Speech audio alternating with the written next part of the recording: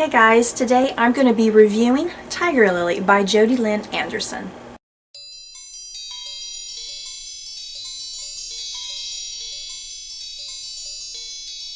Tiger Lily is an imaginative retelling of J.M. Barrie's Peter Pan. Narrated by Tinker Bell, the story follows Tiger Lily, who is an outcast amongst her tribe. For her whole life, Tiger Lily has been told to stay away from pirates, the forest, and most importantly, Peter Pan.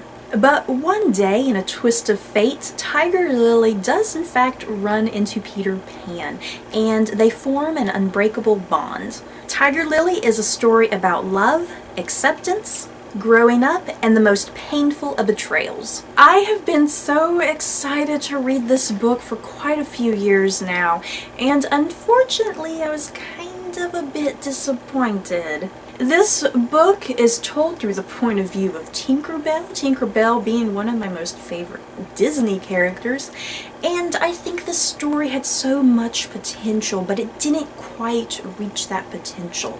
I often found myself a little bit bored. I kept waiting for the really good stuff to pop up.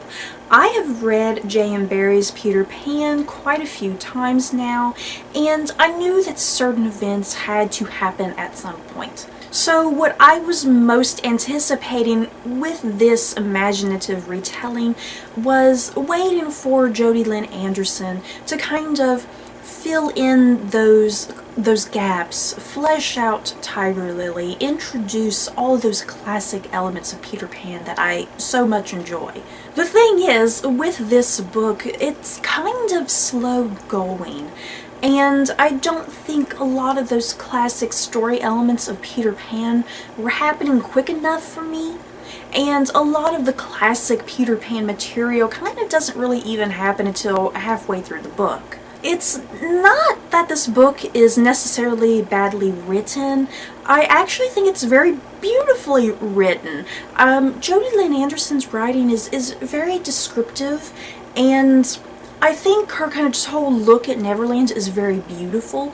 That's why I said I think this book has so much potential, mostly just because of the description Jodi Lynn Anderson uses. So yeah, what I was having issues with was the character development, and then the personal issue of me waiting for the classic Peter Pan material to occur.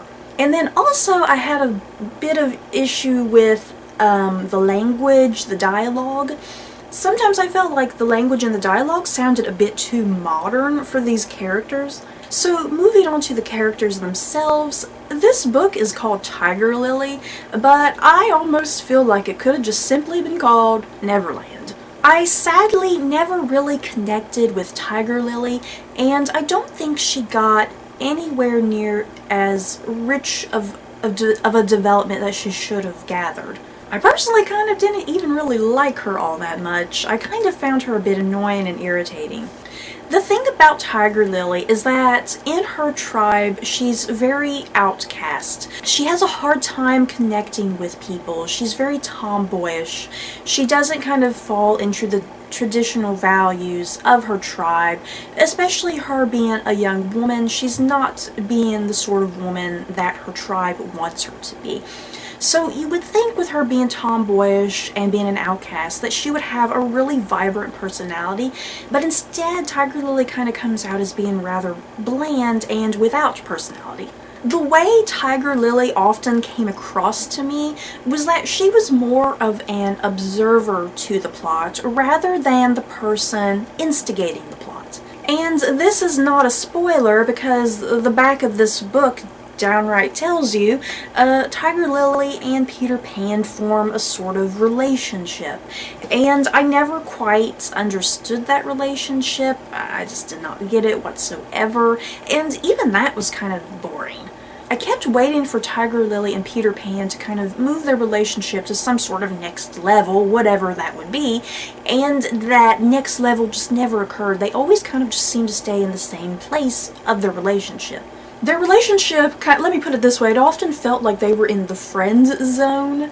I did highly enjoy Tinkerbell as the narrator. I thought that was a really cute and fun, unique idea. In this world, the fairies, they do not speak. And what Tinkerbell basically does throughout this book is that she follows Tiger Lily and she witnesses Tiger Lily's story and narrates it in this book. The thing about Tinkerbell, though, is that I felt like I connected and I learned more about Tinkerbell compared to Tiger Lily, who this book is named after. As for some of the other characters, Captain Hook was a drunkard with some issues. Smee was just straight up insane, and I think it was implied that he was a rapist. And then we get to Wendy Darling. I was expecting to like Wendy, but kind of like Tiger Lily, I just did not connect or even like Wendy. And I think the reason I just was not connecting with Wendy is because I felt like she was vastly underused and that full potential was not developed or even used. I think the characters that I enjoyed the most were Jodi Lynn Anderson's original characters that she introduced to the plot. There's TikTok, who is Tiger Lily's adopted father, and he's also the shaman of the tribe. I also adored Pine Sap, who is Tiger Lily's best friend. He's a very quirky character, he's kind of misshapen, he's also an outcast amongst his tribe, and he's not like the brave, brawny men in the rest of the tribe. Then there's also this random Englishman who kind of crashes onto Neverland, and he influences quite a bit of the plot, and he also introduces Christianity to the tribe, which was very interesting, and something I wasn't totally expecting. And as for Peter Pan himself, I almost forgot about Peter Pan.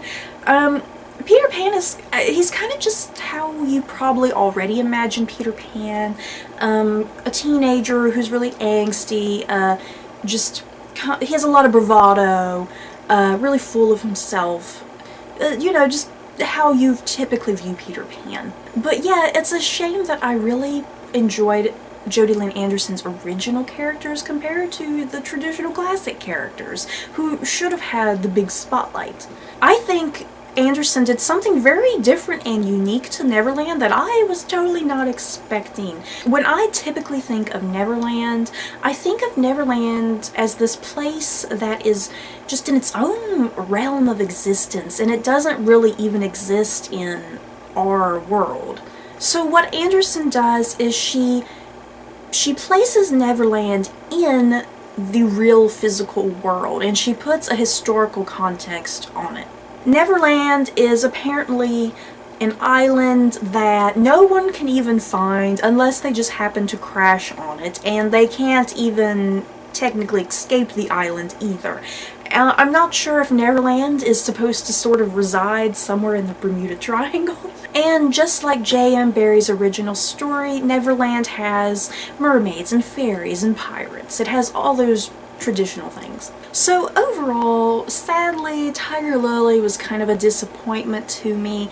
I wouldn't say I was totally bored 100% of the time, but there were quite a few boring parts, and I just kept wanting kind of more of J.M. Barrie's Peter Pan to kind of shine through.